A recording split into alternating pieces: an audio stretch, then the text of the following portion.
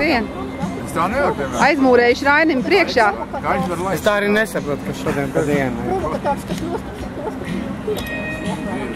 Pilnīgā tādā ielas puiku bērnu, tādā tīņas, rūpības stilā.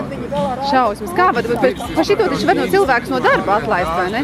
Aizmūrēt Rainim priekšā. Iedomājies, ja Ļeņam kāds būtu kaut ko aizmūrējis šitādu priekšā cilvēks, Poļitruks būtu bez darba palicis.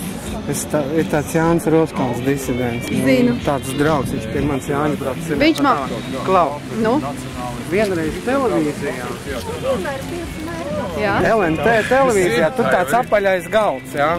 Sēž cilvēki, tur ēķis visi, Jānis Peters un Roškalns, viņš nebija tajā vidū, jā, bet viņš bija nosēdināts tieši aiz Jāņa Petera. It kā tā otrās šķiras cilvēks. Es Jānim teicu, Jāni, kā tu vispār varēji tā atļauties? Tu, kas par Latviju esi cietumā sēdējis. Nē, Roškalnam. Aiz komunistas sēdēt aiz muguras. Nē, labi, viņš ir dzējnieks, super, jā. Nav runa par to. Roškalns ir, ok. Nē, Jāni nosēdina televīzijā aiz Roškalnu kā otrvērtīgi cilvēki. Peters taču nesēdēja cietumā.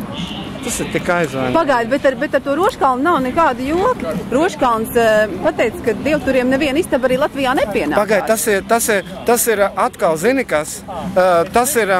Viņš ir pilnīgi naidīgs. Tā ir neiecietība. Nē, nu viņam ir, nu tā, nu, es viņu zinu labi, jā. Vienkārši nesaprotam, tāds naidīgs. Tā ir iecietība, ko viņš, kas viņam vēl jāaiziet, kurai cauri. Viņš jau šeit Latvijā nav to visu vēl piedzīvot.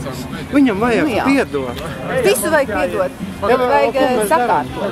Mēs iedzert kafiju kaut kā. Jā, ejam iedzert kafiju.